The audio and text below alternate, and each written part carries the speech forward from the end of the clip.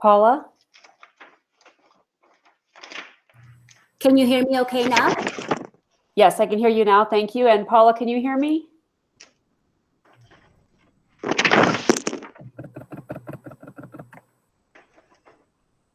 Paula?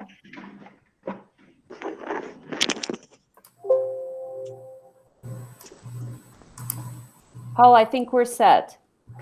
Hang on just one second. Okay.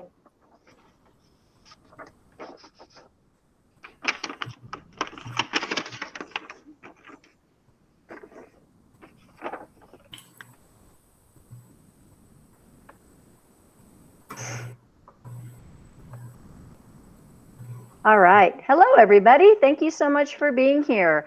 I believe we are ready with our second candidate, Idalia Lechuga-Tena. And thank you so much for joining us, Idalia. Am I saying that correctly?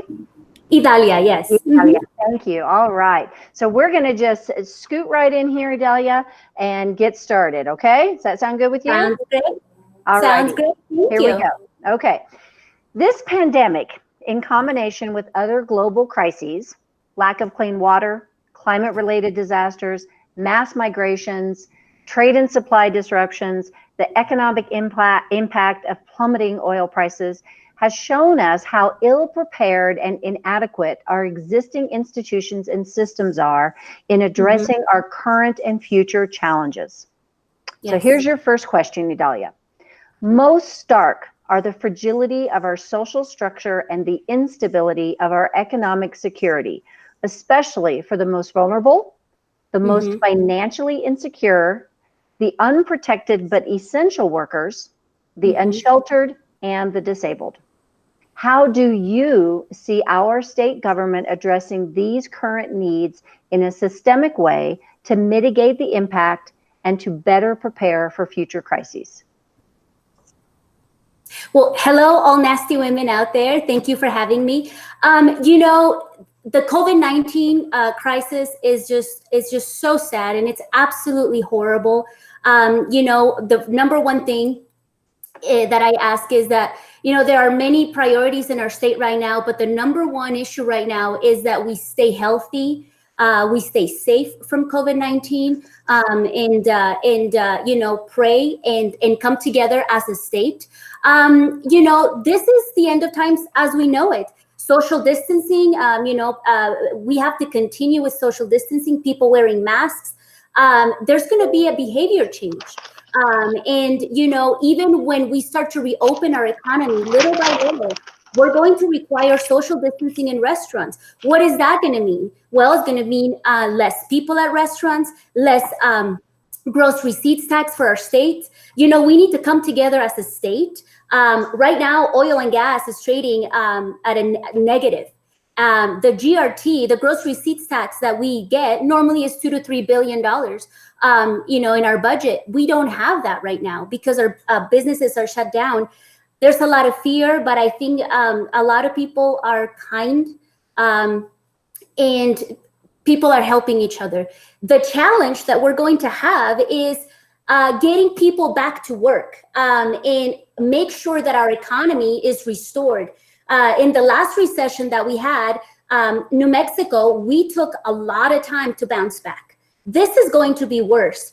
We need to prepare across the aisle. You know, if I'm elected senator, we need to make sure that we don't fight Democrats against Republicans. We need to work in a bipartisan effort to make sure that our state is safe and that our working families have jobs, that they have health care. There is so much that we need to do.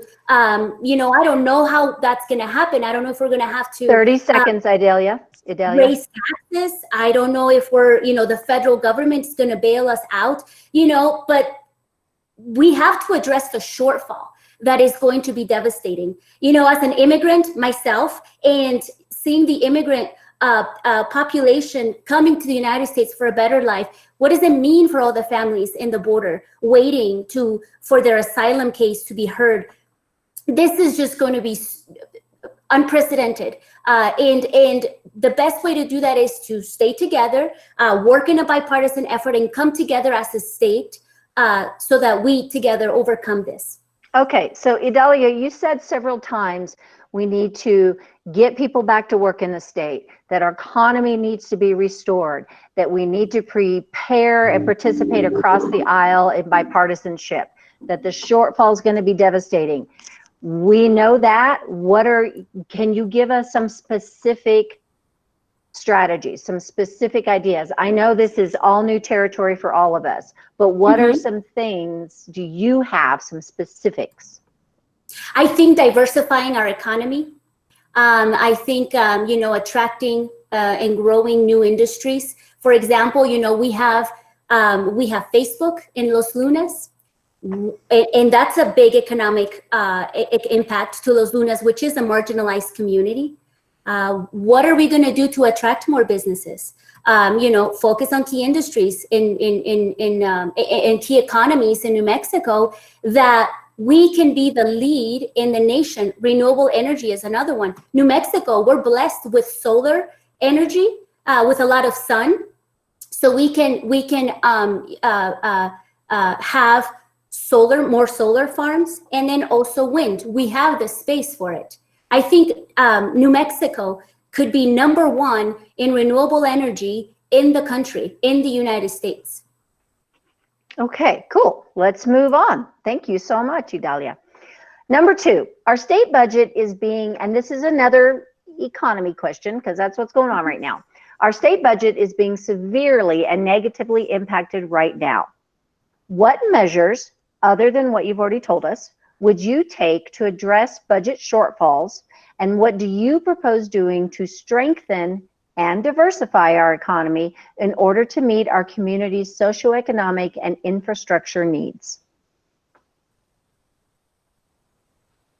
Okay, so again, diversifying our economy, but making sure that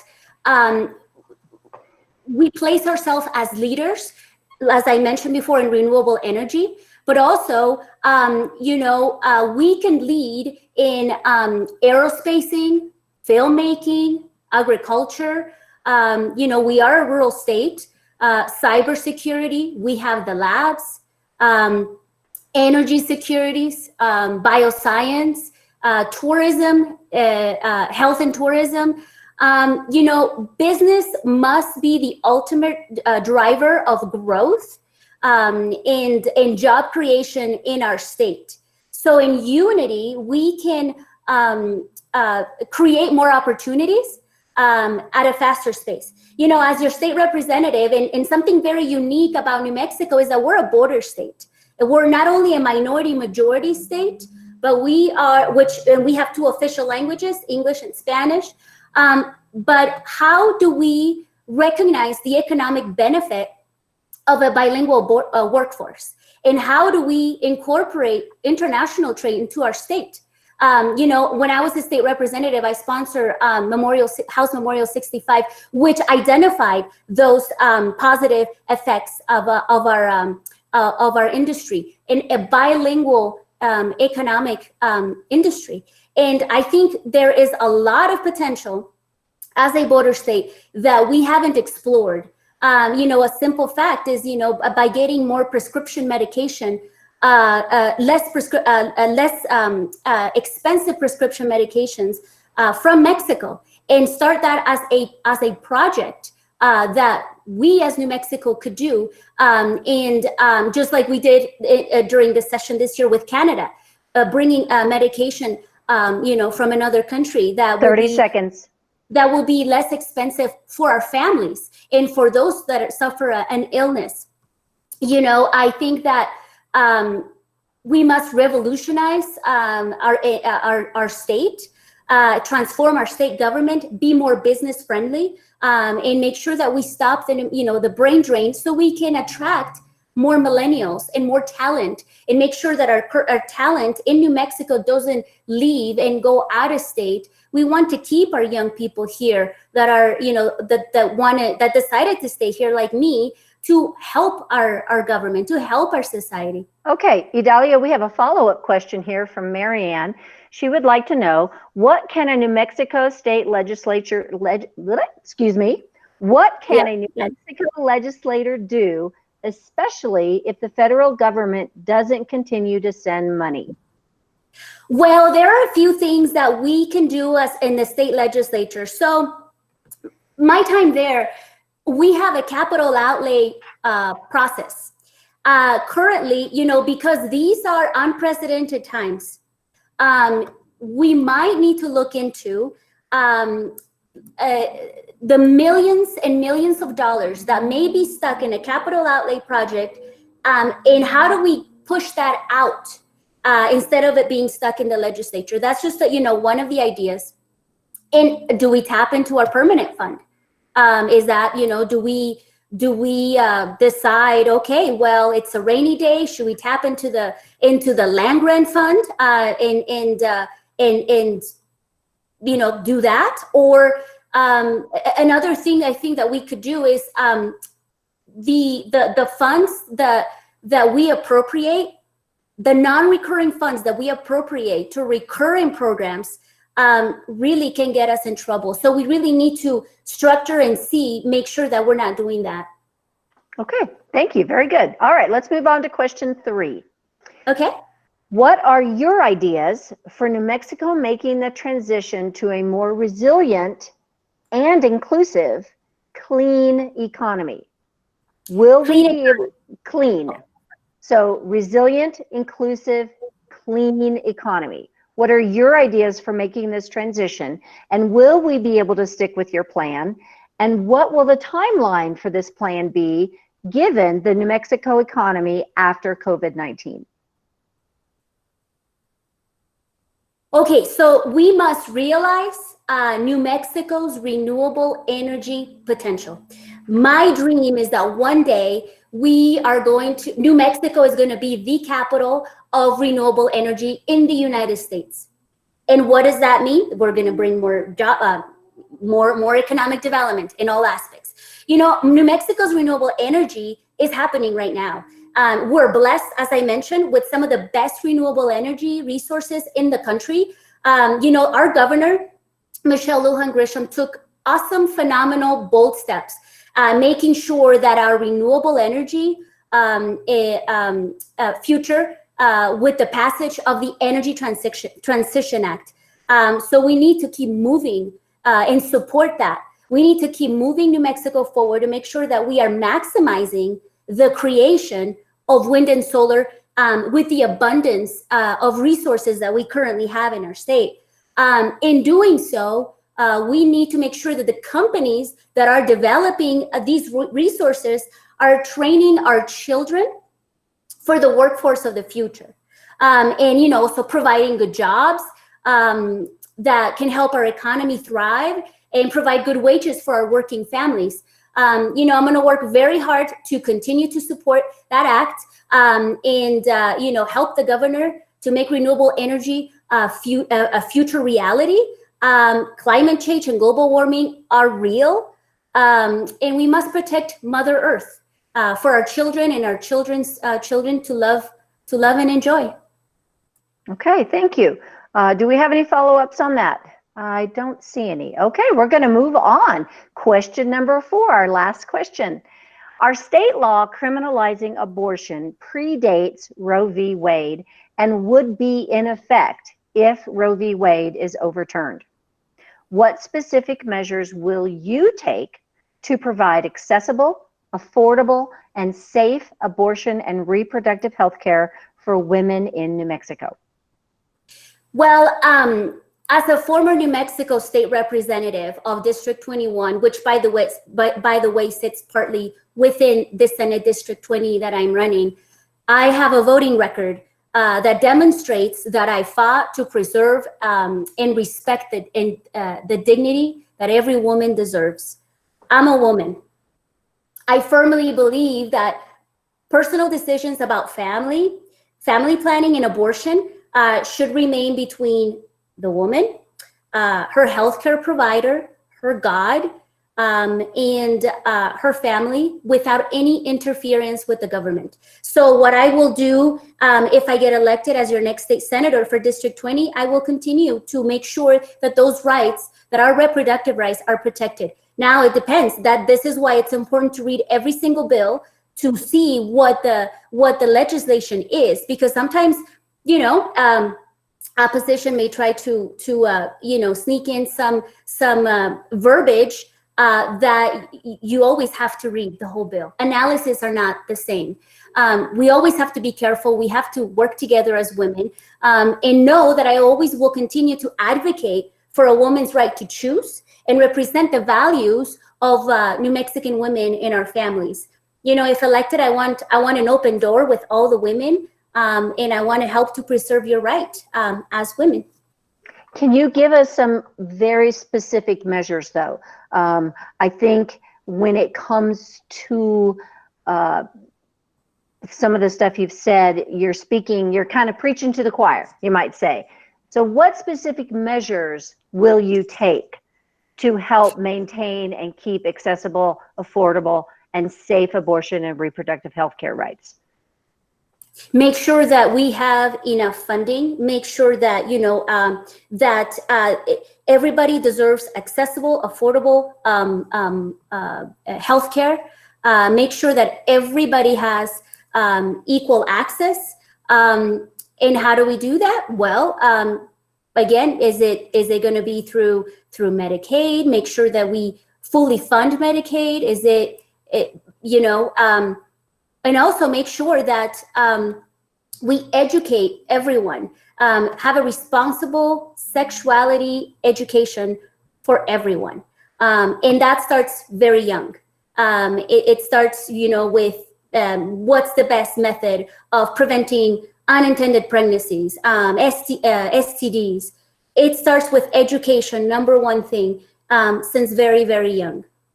Okay, we have a few minutes, so I'm going to go to a question that we had with Martin that was a follow-up, and it seems to fit in here. Regarding health restructuring following COVID-19, do you support the implementation of Medicare for All, also known as a single-payer system? And if you don't, what do you support? I do support Medicare for All. You know, I think that especially right now, I mean, I've had people that call me and ask me, you know, they don't know where to go. I've had our reality in our state is that we have an undocumented population, and sometimes they call me, you know, being a state legislator in the past. And my goal and my job is to help everyone. So, you know, yes, do we need affordable and accessible healthcare? Absolutely. You know, all New Mexicans deserve affordable and accessible healthcare, and we need to support our Medicaid population here in New Mexico, which is over 900,000 now. And then after COVID, God knows how much more that's going to be. We also need to support our governor's effort to expand Medicaid benefits and services. You know, the healthcare of our citizens is the core function of my job. And when I'm your state senator, I want to make sure that healthcare is protected. And what does that mean? That means communicating directly with our federal representatives that are serving us in the White House, which I will do. And this is, you know, working in a bipartisan effort with everyone. We need to make sure that, you know, we've taken important steps to improve our healthcare system. Insurance remains far too expensive for too many families. Maybe, you know, like I said, with Mexico, how do we start a pilot program for prescription medication so it's not so expensive? Well, we could do that with Mexico, just like we did with Canada. And I would be happy, you know, as a dual citizen of Mexico and the United States.